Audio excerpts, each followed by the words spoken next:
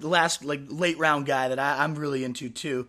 I wait on quarterbacks every single draft, and this is a guy that I love getting as my second with some serious upsides, Mitch Trubisky. What are you liking about Mitch Trubisky now in Chicago?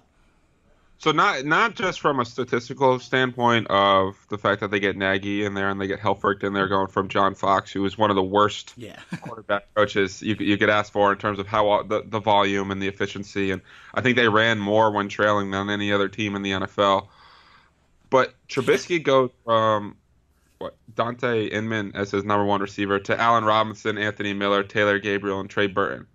That's about as big of an upgrade into a receiving core as you can get. And I think the Gabriel signing is underrated because Helfrich and Oregon love to get players open in space and do quick bubble screens. Yep.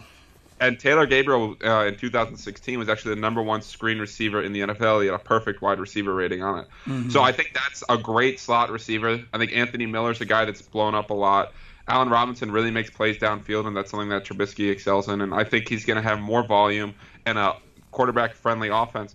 And then to boot, he's athletic. People don't think of him as athletic, but he can run. They're going to get some zone read stuff. And anytime you get an athletic quarterback, it builds in weekly floor. So I get more volume, more rushing attempts with far better people to throw to. And to me, it's at the 13th, 14th round, it's a no-brainer to grab him as my upside QB2.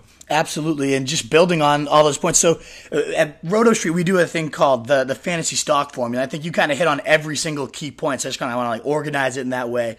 The only question I have with Mitch is his individual talent. That's one of the things we grade. We grade the highest, but he does throw. Last year, according to Pro Football Focus, had the third highest passer rating on deep passes.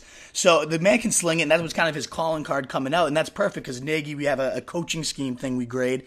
Nagy's perfect for that. 62 deep attempts, was first in the league for Alex Smith last year. Alex Smith led the league in deep yardage, deep passer rating, all that good stuff. And Nagy's already come out and said, we want to be aggressive. We want to push the ball down the field.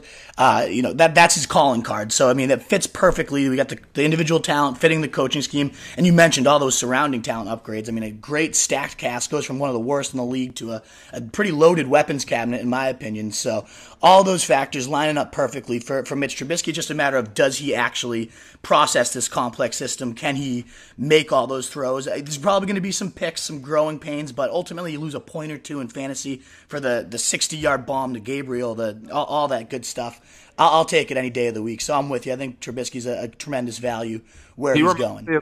He reminds me a little bit of Blake Bortles because that's the other quarterback I grabbed late. Yeah. Because even if he's not that good at football, he's set up to be really good at fantasy football. Exactly. And that's what we're ultimately trying to do here. Rush, every point you just made is fantastic. So if he was number 3 in deep passing with the receivers last year, you throw in Allen Robinson and Anthony Miller, right? And Trey Burton's another really underrated addition too in terms of playing that Travis Kelce role. He was one of the most efficient tight ends in the league last year. So, I really I'm buying the Bears offense this year. Absolutely, and that's the best part too, is when people don't recognize they were so bad last year that there's still a bad taste in people's mouth.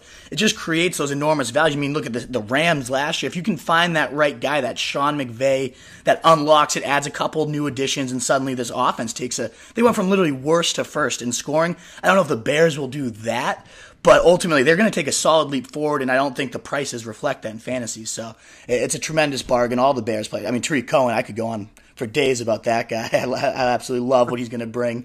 But no, all great points. I love that. Unfortunately, this is where what's that?